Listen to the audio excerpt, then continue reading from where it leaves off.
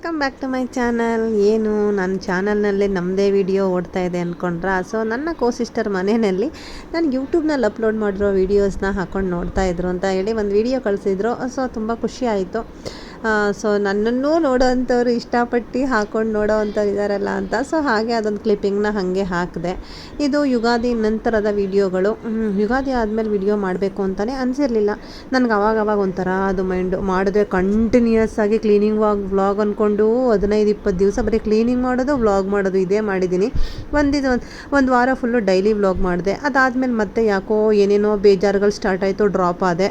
ಮತ್ತು ಆಮೇಲೆ ಸುಮ್ಮನೆ ಕುಂತಿದ್ದೀನಲ್ಲ, ಇಷ್ಟೊಂದು ಫೋಟೋಸ್ ತೆಗ್ದಿದ್ದೀನಲ್ಲ, ಯುಗಾದಿದು ಹಾಕ್ಬಿಡೋಣ ಇರು ಅಂತ ಹೇಳಿ ಮೊನ್ನೆ ಯುಗಾದಿದು ಹಾಕಿದೆ.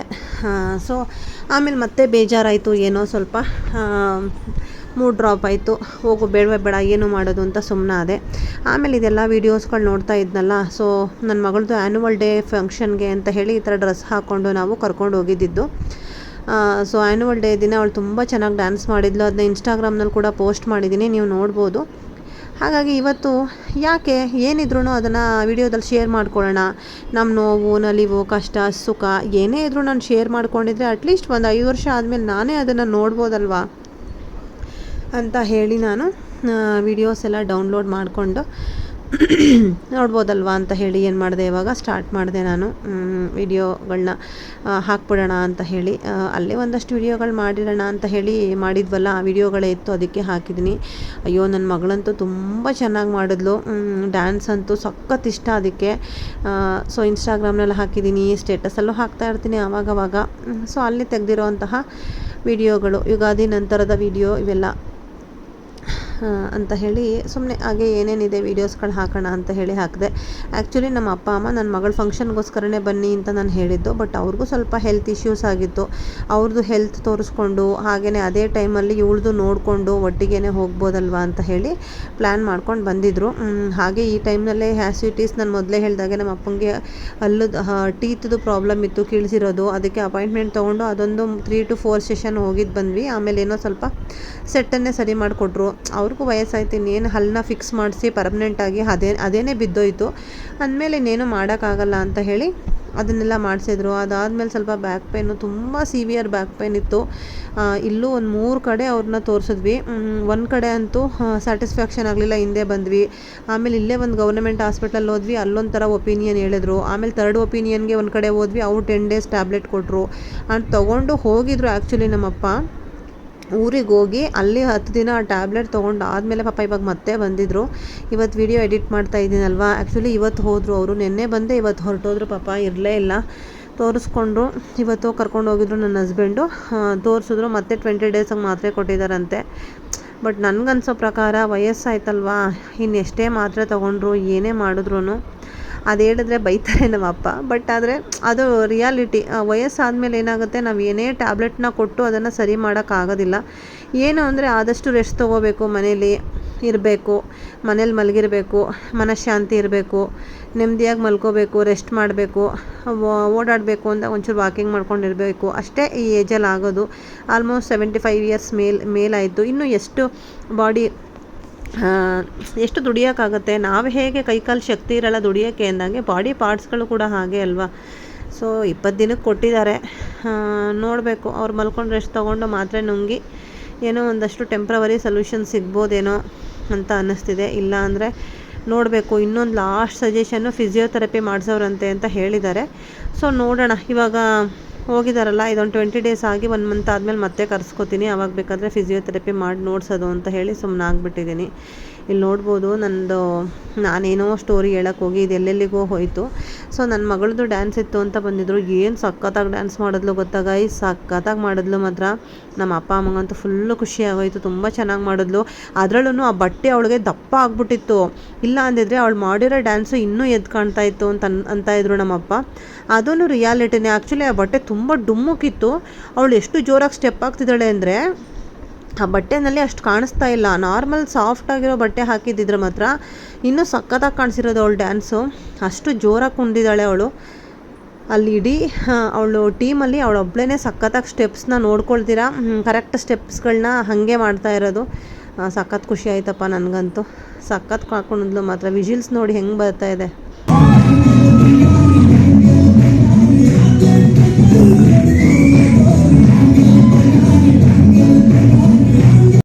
ಜಾಸ್ತಿ ಸಾಂಗ್ ಹಾಕಿದ್ರೆ ಕಾಪಿರೈಟ್ ಬರುತ್ತೆ, ಸೊ ಹಾಗಾಗಿ ಹಾಕ್ತಾ ಇಲ್ಲ. ಇನ್ಸ್ಟಾಗ್ರಾಮ್ನ ಹಾಕಿದ್ದೀನಿ, ಬೇಕಾದರೆ ನೀವು ನೋಡಿ.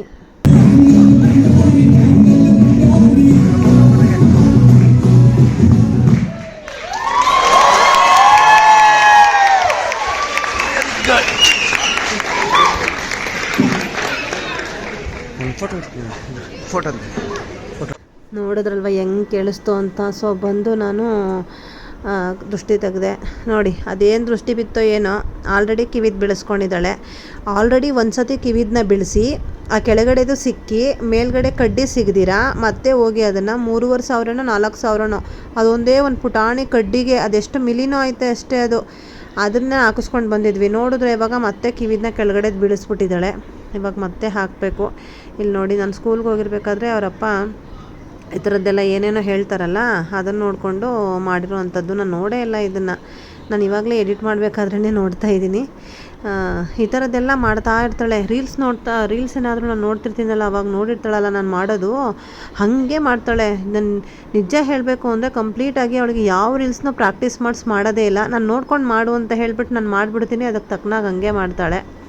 ಸೊ ಇದು ರಾಘುಗೆ ಹಾಗೇ ಚಾರ್ವಿಗೆ ಆ್ಯನ್ಯುವಲ್ ಡೇ ಆಗೋ ಟೈಮ್ನಲ್ಲಿ ನಮ್ಮ ರಾಘುಗೆ ಎಕ್ಸಾಮು. ಅವಳ ಆ್ಯನ್ಯುವಲ್ ಡೇ ಮುಗಿಸ್ಕೊಂಡು ಬಂದು ಭಾನುವಾರ ಇವನಿಗೆ ಎಕ್ಸಾಮ್ ಇತ್ತು. 25ನೇ ತಾರೀಕಿಂದ ನಡೀತಾನೆ ಇತ್ತು ಪಾಪ ಅವನಿಗೆ. ಸೊ ಎಕ್ಸಾಮ್ಗೆ ಕೈ ಮುಗಿದ್ಕೊಂಡು ಹೋಗ್ತಾ ಇದ್ದಾನೆ.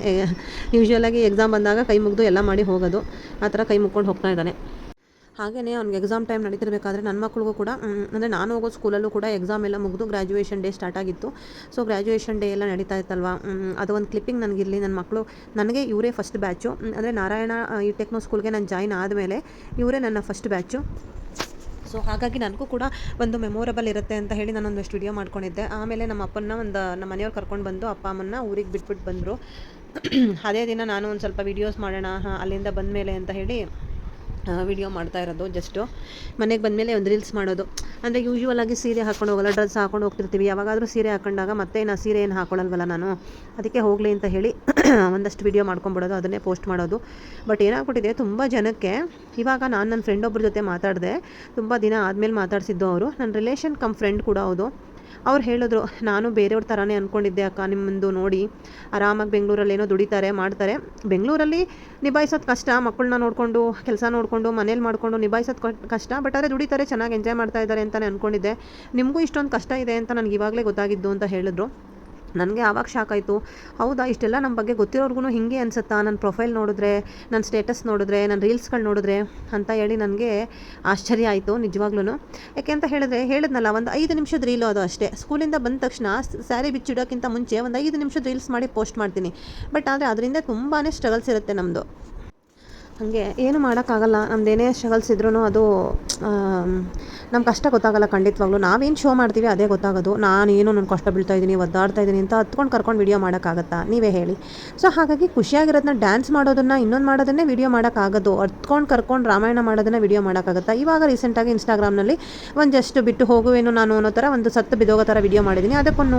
ಒಂದಷ್ಟು ಜನ ಬಂದು ಯಾಕೆ ಥರ ಮಾಡಿದ್ಯಾ, ಏನಾಯಿತು ಅಂತ ಕೇಳ್ತಾರೆ. ಯಾಕೆ ಬೇಕು, ಅದಕ್ಕೆ ಆದಷ್ಟು ಸುಮ್ಮನೆ ಖುಷಿಯಾಗಿರೋದು ಮಾಡಿದ್ರೆ ಲೈಕ್ ಮಾಡ್ತಾರೆ, ಸುಮ್ಮನೆ ಇರ್ತಾರೆ. ಚೆನ್ನಾಗಿದ್ದೀವಿ ಅಂತ ಅಂದ್ಕೊಂಡಿದ್ದಾರೆ, ಹಂಗೆ ಅಂದ್ಕೊಳ್ಳಿ, ಅಟ್ಲೀಸ್ಟು ಪರವಾಗಿಲ್ಲ ಅಂತ ಹೇಳಿ ಸುಮ್ಮನೆ ಆಗ್ಬಿಡ್ತೀನಿ. ಸೊ ಗುಡ್ ಫ್ರೈಡೇ ದಿನ ಕೂಡ ನಮಗೆ ರಜಾ ಕೊಡಲಿಲ್ಲ ನೋಡಿ. ಗೌರ್ಮೆಂಟ್ ಹಾಲಿಡೇ ದಿನವೂ ವರ್ಕ್ ಮಾಡಿಸ್ಕೊಂಡ್ರು, ರಜಾ ಕೊಟ್ಟಿರಲಿಲ್ಲ ನಮಗೆ. ಹೋಗಿದ್ದೆ ಆ್ಯಕ್ಚುಲಿ ನಾನು ಗುರುವಾರನೇ ಹೋಗೋಣ ಅಂತ ಹೇಳಿ ಪ್ಲ್ಯಾನ್ ಇದ್ದಿದ್ದು. ಶುಕ್ರವಾರ ಹೆಂಗೂ ರಜಾ ಇರುತ್ತಲ್ಲ ಅಂತ ನೋಡಿದ್ರೆ ರಾಘುಗೆ ತುಂಬ ಹುಷಾರು ತಪ್ಪಿಡ್ತು. ನಾನು ಎಷ್ಟು ಕಷ್ಟಪಟ್ಟಿದ್ದೀನಿ ರಾಘು ಹುಷಾರು ತಪ್ಪಿರುವಾಗ ಅಂತ ನನಗಷ್ಟೇ ಗೊತ್ತು ನಿಜವಾಗ್ಲೂ. ರಜಾ ಹಾಕೋಣ ಅಂದರೆ ರಜಾ ಇಲ್ಲ, ರಜಾ ಆಲ್ರೆಡಿ ತೊಗೊಂಡ್ಬಿಟ್ಟಿದ್ದೀನಿ ಶನಿವಾರಕ್ಕೆ ಅಂತ ಹೇಳಿ. ಆಲ್ರೆಡಿ 2 ದಿನ ಹೋಗಿ ನಿಂತ್ಕೊಂಡು ಪ್ರಿನ್ಸಿಪಲ್ ಮುಂದೆ, ವೈಸ್ ಪ್ರಿನ್ಸಿಪಲ್ ಮುಂದೆ ನಿಂತ್ಕೊಂಡು ಹೋಗರ್ಕೊಂಡು ಸಾಟರ್ಡೆ ದಿನ ಬೇರೆ 3 ಜನ ತಗೋತಾ ಇದ್ದಾರೆ, ನಿಮಗೆ ಕೊಡೋಕ್ಕಾಗಲ್ಲ ಅಂದು. ಇಲ್ಲ, ನಾನು ಬ್ಯಾಂಕ್ ಲೋನ್ನ ರಿನಿವಲ್ ಮಾಡಿಸ್ಲೇಬೇಕು, ನಾನು ಹೋಗಲೇಬೇಕು ಊರಿಗೆ ಅಂತ ಹೇಳಿ ಹಠ ಮಾಡಿ ಶನಿವಾರಕ್ಕೆ ರಜಾ ಶಾಂಕ್ಷನ್ ಮಾಡ್ಕೊಂಡ್ಬಿಟ್ಟಿದ್ದೆ.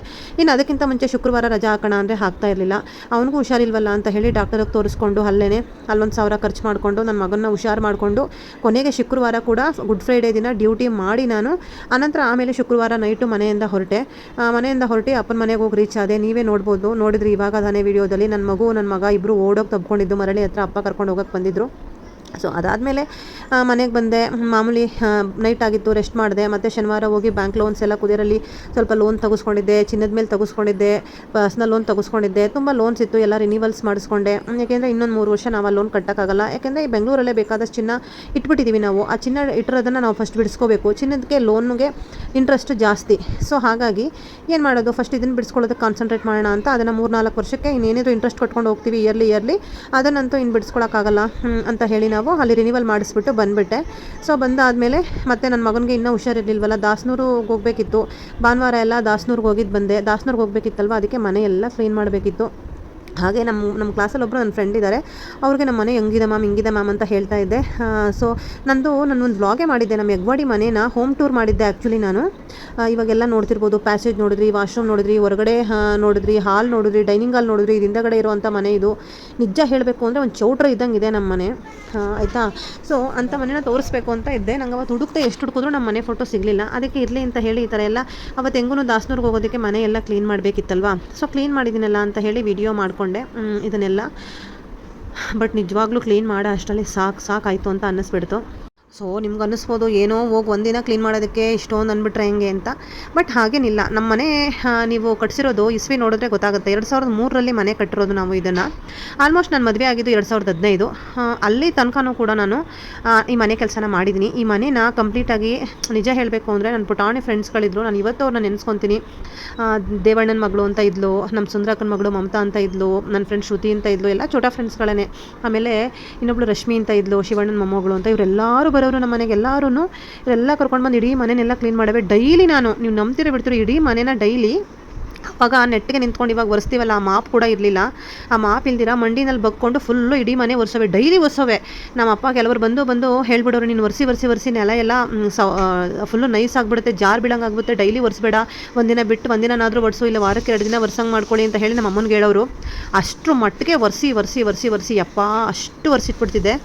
ಆಮೇಲೆ ಒಂದಿಬ್ಬರು ಕೆಲಸಕ್ಕೆ ಬರೋರು, ಅದನ್ನು ಹಿಂದಗಡೆ ಮನೆಗೆ ಫುಲ್ಲು ಸರ್ಫ್ ಹಾಕ್ಕೊಂಡು, ಇವಾಗ ಇನ್ಸ್ಟಾಗ್ರಾಮ್ ರೀಲ್ಸಲ್ಲಿ ಬರುತ್ತಲ್ಲ ಜಾರಾಡೋದು, ಆ ಥರ ಸರ್ಫ್ ಹಾಕಿ ಎಲ್ಲ ಹಿಂದಗಡೆ ಮನೆದೆಲ್ಲ ಫುಲ್ಲು ತೊಳೆಯೋದು, ಮುಂದಗಡೆ ಪ್ಯಾಸೇಜ್ ಎಲ್ಲ ಉಜ್ಜಿ ತೊಳೆಯೋದು. ಯಪ್ಪ ಸಖತ್ತಾಗಿ ಮಾಡ್ತಿದ್ವಿ. ಪಾಪ ಅವರು ಬರೋರು, ಕೆಲಸದವ್ರು ಬಂದು ಹೆಲ್ಪ್ ಮಾಡಿಕೊಡೋರು. ನಾವು ಇವಾಗ ನಾನು ಕೆಳಗಡೆ ನೀರೆಲ್ಲ ಹಿಂದಗಡೆಯಿಂದ ಹಾಕಿ ತಳ್ಳಬೇಕಾದ್ರೆ ನನ್ನ ಮಕ್ಕಳು ಬಂದುಬಿಟ್ಟು ನನಗೆ ನೀರು ತುಂಬಿ ಕೊಡೋರು. ನಾನು ನಮ್ಮ ಅಮ್ಮನಿಗೆ ಆ ಕೆಲಸ ಮಾಡ್ಕೊಡೋವೆ. ಇನ್ನು ನಮ್ಮ ಅಮ್ಮ ಅಂತೂ ಯಪ್ಪ ದೇವತೆ ಒಂಥರ ಭೂಮಿ ತಾಯಿ ಅಂತ ಸೇವ್ ಮಾಡ್ಕೊಂಡಿದ್ದೀನಿ ನಾನು ಅವ್ರನ್ನ. ಅವರಂತೂ ಈ ಮನೆ ಬಿಡಿ, ಇನ್ನು ಹಳೆ ಮನೆ ಇತ್ತು ಅದಂತೂ ಇನ್ನೂ ರಾಧಾ ಅಂತ ಹೇಳ್ಬೋದು. ಸೌದೆ ಒಲೆನಲ್ಲಿ ಅಡುಗೆ ಮಾಡಿರೋದಿರ್ಬೋದು, ಆ ಹೊಗೆಗೂಡನ್ನ ಉಜ್ಜಿ ತೊಳೆದಿರೋದಿರ್ಬೋದು, ಕೆರೆನಲ್ಲಿ ಹೋಗಿ ಪಾತ್ರೆಗಳು ತೊಳೆದಿರೋದು, ಬೋರ್ವೆಲ್ನಲ್ಲಿ ಹೋಗಿ ನೀರು ತಂದಿರೋದು, ನಲ್ಲಿಗಳಲ್ಲಿ ಜಗಳ ಆಡಿರೋದು. ಇವಾಗ ಏನು ರೀಲ್ಸ್ಗಳು ನೋಡ್ತಿರೋ ಗುರು, ಅದೆಲ್ಲ ಕೂಡ ನಮ್ಮ ಲೈಫ್ನಲ್ಲಿ ನಡೆದೋಗಿದೆ. ಇವನ್ ರೇಷ್ಮೆ ಹುಳು ಮೇಯಿಸೋದು ಅಂತಾರೆ ನೋಡಿ, ಆ ರೇಷ್ಮೆ ಹುಳು ಸಾಗಾಣಿಕೆ ಕೂಡ ಮಾಡಿದ್ದೀವಿ. ಚಂದ್ರಕ್ಕೆ ಕಾಯೋದು, ಹಕ್ಕಿಗಳು ಕಾಯ್ಕೊಂಡು ಕೂತಿರೋದು, ಅದಕ್ಕೆ ಏನು ಹಳೋದು ನಾವು. ಆ ಬಾಳೆ ತೋಟದಲ್ಲಿ ಬಾಳೆಗೆ ಟೇಪ್ ಕಟ್ಸೋರು, ಆ ಟೇಪ್ ಬಿಚ್ಚೋರು, ಕಬ್ಬು ಹಾಕ್ಸೋರು, ಅರಿಶಿನ ಹಾಕ್ಸೋರು ಎಲ್ಲ. ಅದೊಂದು ದಿವಸ ಹಳ್ಳಿ ವ್ಲಾಗ್ ಅಂತ ಹೇಳಿಬಿಟ್ಟು ನಾನೇ ಫೇಸ್ ಟು ಫೇಸ್ ಕೊಟ್ಕೊಂಡು ಏನೇನೆಲ್ಲ ನಾವು ಎಂಜಾಯ್ ಮಾಡಿದ್ವಿ ಇನ್ನೂ ಮೂಮೆಂಟ್ನ ಇನ್ನೊಂದು ಸರಿ ನಾನು ಶೇರ್ ಮಾಡ್ತೀನಿ. ಕಷ್ಟನೂ ಪಟ್ಟಿದ್ದೀವಿ. ಆ ಹಳ್ಳಿ ಲೈಫ್ನ ಇವಾಗ ಮಾಡ್ಬೇಕು ನಾನು ಆ ಥರ ಅಂದರೆ ನಂಗೆ ಮಾಡೋಕ್ಕಾಗಲ್ಲ. ಆ ಲೈಫ್ನ ಆಗಲೇ ನಾವು ಅನುಭವಿಸ್ಬೇಕು. ಈಗ ನಾವು ಹಂಗೆ ಮಾಡ್ತೀವಿ ಅಂದರೂ ಆಗಲ್ಲ. ನೋಡಿ ಇವಾಗ ಈ ಮನೆ ನಾನು ಹೇಳಿದ್ನಲ್ಲ, ದಿನ ಒರೆಸ್ತಿದ್ದೆ ಅಂತ, ದಿನ ಗುಡಿಸಿ ಒರೆಸೋದು ಅಂತಂದರೆ ಏನು ತಮಾಷೆ ಮಾತಾ. ಆದರೆ ಈಗ ನೋಡಿ, ಒಂದು ದಿನ ಗುಡಿಸಿ ಒರೆಸೋಕ್ಕೆ ನನಗೆ ಸುಸ್ತಾಗೋಯ್ತು. ಆಗಲ್ಲ, ಇವಾಗ ಆ ಲೈಫು ಮತ್ತೆ ಸಿಗಲ್ಲ. ನಿಜ ಹೇಳಬೇಕು ಅಂದರೆ ನನ್ನ ಯಾವ ಹಳೆ ಬಟ್ಟೆಗಳದ್ದು ಇವಾಗಲೂ ಎಗ್ವಾಡಿನಲ್ಲಿ ತುಂಬಿಟ್ಟಿದ್ದಾರೆ. ಒಂದು 4-5 ಚೀಲನ. ಅದೆಲ್ಲ ಓಪನ್ ಮಾಡಿದರೆ ಯಾವ ಬಟ್ಟೆಗೂ ನಂದು ಪ್ಯಾಂಟೇ ಇರ್ತಿದ್ದಿಲ್ಲ. ನನ್ನ ಮಂಡಿ ಹತ್ರ ಎಲ್ಲ ಪ್ಯಾಂಟ್ಗಳು ಹರಿದೋಗಿರೋದು. ಅಂದರೆ ಅಷ್ಟು ಮಂಡಿ ಬಗ್ಗಿಸ್ಕೊಂಡು ಹಿಂದೆ ಮುಂದೆ ಒರೆಸಿ ನನ್ನ ಪ್ಯಾಂಟ್ಗಳೇ ಹರಿದೋಗಿರೋದು. ಆಲ್ಮೋಸ್ಟ್ ಒಂದು 7-8 ವರ್ಷ ನಾನು ಒರೆಸಿದ್ದೀನಿ. ಹಂಗೆ ಕ್ಲೀನ್ ಮಾಡ್ಕೊಂಡು ಬಂದಿದ್ದೀನಿ. ಏನು ಗೊತ್ತಾ, ಅವೆಲ್ಲ ಏಜು. ಬಟ್ ಇವಾಗಲೇ ನನಗೆ ಅದನ್ನು ಮಾಡು ಅಂತ ಹೇಳಿದ್ರೆ ನಂಗೆ ಖಂಡಿತ ಮಾಡೋಕ್ಕಾಗಲ್ಲ. ಇವಾಗಲೇ 3 ಮಕ್ಕಳನ್ನ ಹೆತ್ತಿದ್ದೀವಿ ನಾವು. ಸಿಸೇರಿಯನ್ ಮಾಡಿಸ್ಕೊಂಡಿದ್ದೀವಿ, ಲ್ಯಾಪ್ರೋಸ್ಕೋಪಿ ಮಾಡಿಸ್ಕೊಂಡಿದ್ದೀನಿ, ಬೇರೆ ಆಪ್ರೇಷನ್ ಆಗಿದೆ ನನಗೆ. ಸೊ ಹಾಗಾಗಿ ಪಾತ್ರೆನೇ ನನಗೆ ನನ್ನ ಮನೆಯಲ್ಲೇ ಇವಾಗ ಬೆಂಗಳೂರಿನಲ್ಲಿ ತೊಳೆಯೋಕ್ಕಾಗಲ್ಲ. ಇವನ್ ಬೆಂಗಳೂರಲ್ಲ ಅಲ್ಲಿ ಅಂತ ಅಂದ್ಕೊಂಬೇಡಿ, ಅಲ್ಲೂ ಅಷ್ಟೇ ಸಿಕ್ಕಾಬಟ್ಟೆ ಮಾಡಿದ್ದೀನಿ. 2-3 ವರ್ಷ ಮೇಲ್ಗಡೆ ಹೋಗಿ ಬಟ್ಟೆ ವಾಶ್ ಮಾಡೋದು. ಅಯ್ಯಪ್ಪ ಸಿಕ್ಕಾಬಟ್ಟೆ ಮಾಡಿದ್ವಿ ಮಾಡೋ ಟೈಮ್ನಲ್ಲಿ. ಬಟ್ ಅದನ್ನೆಲ್ಲ ನಾನು ಇವಾಗ ನಮ್ಮ ಮನೆ ಕೆಲಸನ ನಾವು ಮಾಡಿದ್ವಿ ಅಂತ ಹೇಳ್ಕೊಳ್ಳೋದ್ರಲ್ಲಿ ಏನು ಅರ್ಥ ಇದೆ? ಏನೂ ಇಲ್ಲ. ನಮ್ಮ ಮನೆ ಕೆಲಸ ನಾವೇ ಮಾಡಬೇಕು. ಇವನ್ ಕೆಲಸಕ್ಕೆ ಹೋಗ್ತಿದ್ದೀವಿ ಅಂತ ಹೇಳಿ ನಾವು ಈಗಲೂ ಮನೇಲಿ ಕೂತ್ಕೊಳ್ಳೋಕ್ಕಾಗುತ್ತಾ? ಇವನ್ ನನ್ನ ಫ್ರೆಂಡ್ಸ್ಗಳು ಕೂಡ ಅಷ್ಟೇ ಪಾಪ. ಎಷ್ಟೋ ಜನ ನನ್ನ ಫ್ರೆಂಡ್ಸ್ಗಳಿಗೆ ಹೇಳಿದ್ರೆ ನೀವು ನಂಬಲ್ಲ ಗೈಸ್, ಮನೇಲಿ ಅಡುಗೆ ಎಲ್ಲ ಮಾಡಿ ಬಂದ್ರೂ ಅವ್ರ ಅತ್ತೆ ಮಾವೇಂದ್ರು ಅವ್ರಿಗೆ ಬೈತಾರೆ. ಜಾಸ್ತಿ ಮಾಡಿಟ್ಬಿಡ್ತಾಳೆ ಅಂತ ಹೇಳ್ತಾರೆ. ಕಡಿಮೆ ಮಾಡಿಟ್ರೆ ಅವರು ಮಾತ್ರ ಗಂಡ ಹೆಂಡ್ತಿಗೆ ಮಾಡ್ಕೊಂಡಂಗೆ ಇಟ್ಕೊಂಡಿದ್ದಾರೆ ಅಂತಾರೆ. ಸೊ ಅಷ್ಟೆಲ್ಲ ಫೇಸ್ ಮಾಡಿಕೊಂಡು ಕೆಲಸಕ್ಕೆ ಬಂದು ಮಾಡ್ತಾರೆ. ಅದನ್ನೆಲ್ಲ ನೆನೆಸ್ಕೊಂಡ್ರೆ ನಾನು ಅಯ್ಯೋ ಬಿಡು ಪರವಾಗಿಲ್ಲ, ಏನೂ ಇಲ್ವಲ್ಲ ನನಗೆ ಇಷ್ಟ ಬಂದರೆ ಮಾಡ್ತೀನಿ, ಇಲ್ಲಾಂದರೆ ಆಗಲ್ಲ ತರಿಸ್ಕೊತೀನಿ ಏನು ಅಂತ ಅಂದ್ಕೊಂಡು ಸಮಾಧಾನ ಮಾಡ್ಕೊಂಡ್ಬಿಡ್ತೀನಿ.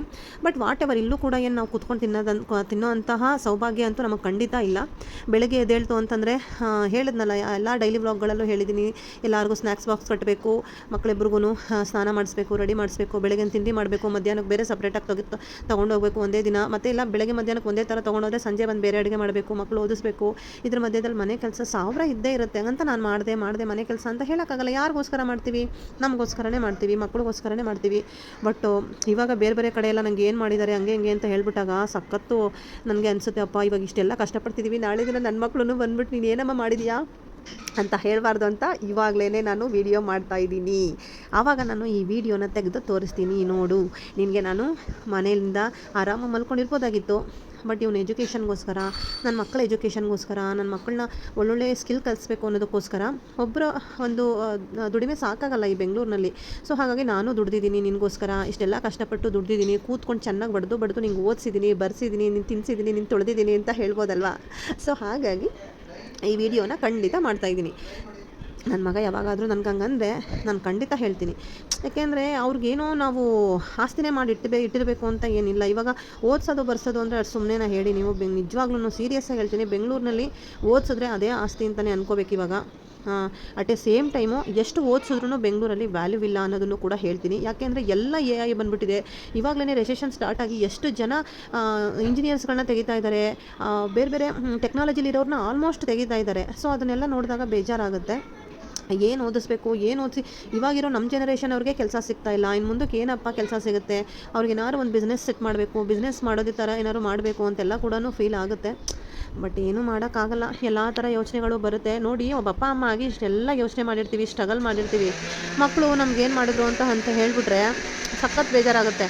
ಯಾಕೆಂದರೆ ಇಷ್ಟೆಲ್ಲ ಕಷ್ಟಪಟ್ಟಿರ್ತೀವಿ ಅಲ್ವಾ.